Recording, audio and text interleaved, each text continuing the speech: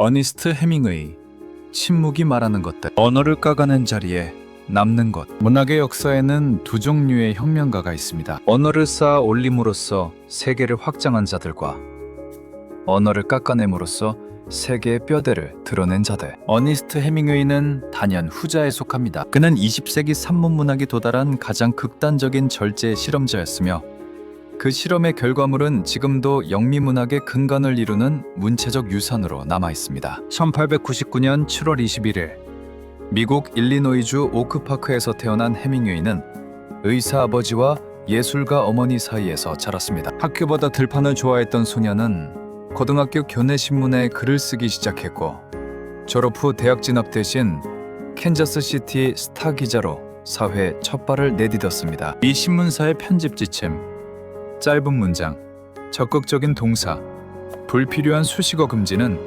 훗날 그의 문학적 문체와 정확히 겹쳐집니다. 그는 저널리즘에서 문학을 배웠습니다. 1918년 1차 세계대전에 적십자 구급차 운전병으로 자원 참전하면서 헤밍웨이의 인생은 결정적인 방향을 잡습니다. 이탈리아 전선에서 박격포탄 파편을 200개 이상 맞는 중상을 입은 그는 이 경험을 10여 년 뒤 무기여 자리거라로 형상화합니다. 전쟁이 끝난 뒤 그는 토론토 스타 특파원 자격으로 파리에 체류하며 스콧 피츠제럴드, 에즈라 파운드, 거트로드 스타인 등과 교류했습니다. 이들이 바로 잃어버린 세대, 로스트 제너레이션로 불린 작가군이었으며 헤밍웨이는 그 중심에서 자신만의 문학적 언어를 펴려나갔습니다. 헤밍웨이를 단순히 모험가적 삶을 산 작가로 기억하는 것은 그의 문학적 본질을 오해하는 일입니다. 전쟁터를 누비고 사냥과 낚시를 즐기며 4번의 결혼을 반복한 그의 삶은 분명 드라마틱했습니다. 그러나 그 삶이 문학사에 새겨진 것은 행동 때문이 아니라 그 행동을 언어로 옮기는 방식 때문이었습니다. 헤밍웨이가 산 것이 아니라 헤밍웨이가 쓴 것이 20세기를 바꾸었습니다. 2. 빙산이론, 쓰지 않음으로써 쓰다. 헤밍웨이의 문학적 방법론을 이해하는 데 있어 그가 직접 제시한 빙산이론은 여전히 가장 정확한 열쇠입니다. 독자가 읽는 문장은 수면 위에 드러난 일각에 불과합니다. 작가가 알고 있지만 쓰지 않기로 선택한 것, 그 침묵의 무게가 문장 전체를 떠받친다는 것이 이 이론의 핵심입니다. 무기여 자리거라에서 연인 캐서린의 죽음을 묘사하는 장면을 보십시오. 캐서린은 줄곧 의식이 없었고 죽는데 시간이 오래 걸리지도 않았다. 여기에는 슬픔이 없습니다. 탄식도 없고 눈물도 없습니다. 그런데 독자는 웁니다. 이것이 헤밍웨이 문체가 작동하는 방식입니다. 감정을 서술하지 않음으로써 독자 스스로 그 감정의 공백을 채우게 만드는 것. 감정을 제거함으로써 감정을 극대화하는 이 역설이 하드볼드 스타일의 본질입니다. 토크너는 이를 비웃었습니다. 헤밍웨이의 책에서 어려운 단어는 하나도 나오지 않는다. 헤밍웨이는 냉정하게 받아쳤습니다. 어려운 단어를 써야만 감동이 나오는 것은 아니다. 이 논쟁은 단순한 취향의 차이가 아니었습니다. 문학이 무엇을 해야 하는가에 대한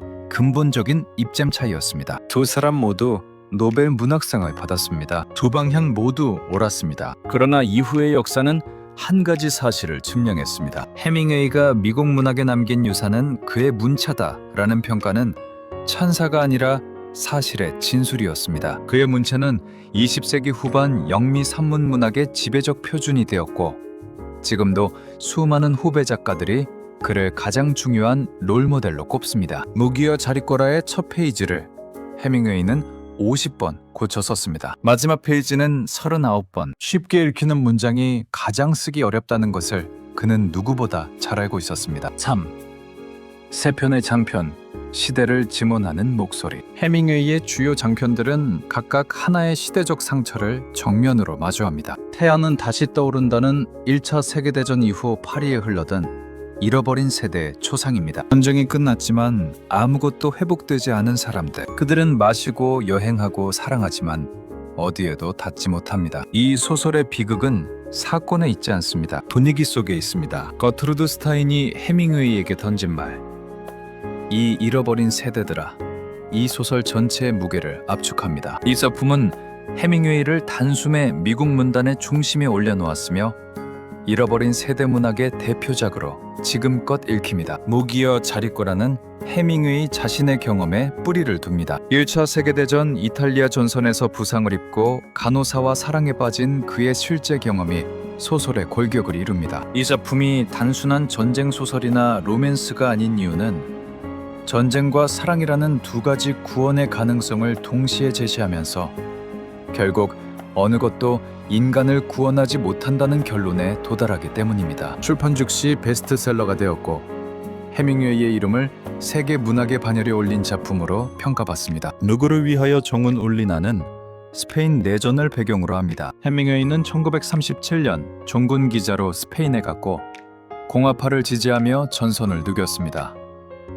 그 경험으로 이 소설을 썼습니다. 이념과 신념을 위해 죽음을 각오하는 인간의 이야기이면서 동시에 그 이념보다 더 깊은 곳에 있는 인간의 유한성과 연대에 대한 물음입니다. 출판 당시 첫 달에만 수십만 부가 팔렸으며 1943년 게리 쿠퍼 주연으로 영화화되어 대중적 명성을 더욱 굳혔습니다. 해밍웨이의 모든 작품 중 노인과 바다는 가장 단순하면서 가장 깊습니다. 노인 산티아고가 혼자 바다에 나가 거대한 청새치와 사투를 벌이고 돌아오는 이야기. 그것이 전부입니다. 그런데 이 단순한 이야기가 1953년 퓰리처상을, 이듬해인 1954년 노벨 문학상을 안겨주었습니다. 노벨위원회는 수상 이유를 이렇게 밝혔습니다. 현대문체에 끼친 강력한 영향력과 최근작 노인과 바다에서 보여준 서사예술의 숙달. 이 소설은 라이프지에 게재된 뒤 이틀 만에 500만 부 이상이 팔렸습니다. 이 소설은 이야기가 아니라 비유입니다. 노인의 싸움은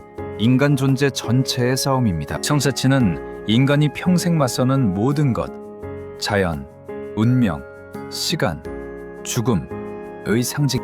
노인은 이깁니다. 그러나 항구로 돌아왔을 때 남은 것은 뼈뿐입니다. 청어들이 모두 먹어치웠습니다. 이것이 패배인가? 해밍웨이는 대답하지 않습니다. 다만 한 문장을 남깁니다. 사람은 파괴될 수는 있어도 패배하지는 않는다. 이 문장은 낙관주의가 아닙니다. 파괴를 이미 전제한 위에서 겨우 성립하는 극도로 절제된 인간 존엄의 선언입니다. 해밍웨이의 허무주의가 단순한 허무로 끝나지 않는 지점이 바로 여기입니다. 그는 세계의 냉혹함을 직시하면서도 그 냉혹함 앞에 버티는 인간의 자세를 끝내 놓지 않습니다. 이 소설에는 실제 모델이 있습니다. 쿠바에 살던 시절 해밍웨이가 알던 한 어부가 실제로 겪은 이야기를 바탕으로 썼습니다. 어부는 대가로 밥 한 끼와 술 한 잔이면 된다고 했습니다. 소설이 성공한 뒤 해밍웨이는 $20,000를 그에게 건넸습니다. 해밍웨이의 진가는 오히려 단편에 있다는 평가가 있습니다. 일리 있는 말입니다. 빙산위로는 단편이라는 압축된 형식 안에서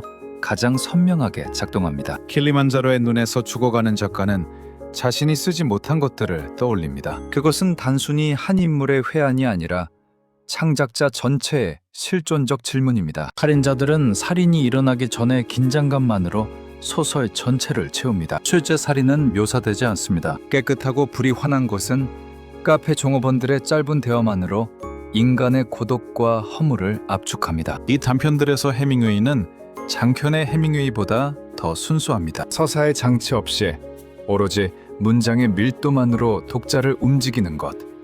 그것이 단편 해밍웨이의 힘입니다. 해밍웨이의 문학적 생애는 1923년 첫 단편집 3편의 단편과 10편의 시에서 시작되어 1926년 태양은 다시 떠오른다로 세계 문단에 이름을 알렸습니다. 이후 무기여 자리거라, 누구를 위하여 종은 울리나, 노인과 바다로 이어지는 장편의 계보와 함께 킬리만자로의 눈, 살인자들 등 수십 편의 단편이 그의 이름을 빛냈습니다. 사후에는 파리 7일 시절을 회상한 에세이집 이동축제의 A Movable Feast, 네 번째 아내 메리 웰시에 의해 출판되었으며 이 책은 1920년대 파리 문학의 시대적 증언으로 지금도 널리 읽힙니다. 수상 이력은 간결하지만 무겁습니다. 1953년 퓰리처상, 1954년 노벨 문학상, 같은 시대 윌리엄 포크나 역시 1949년 노벨 문학상을 수상했습니다. 미국 문학사는 이 두 사람을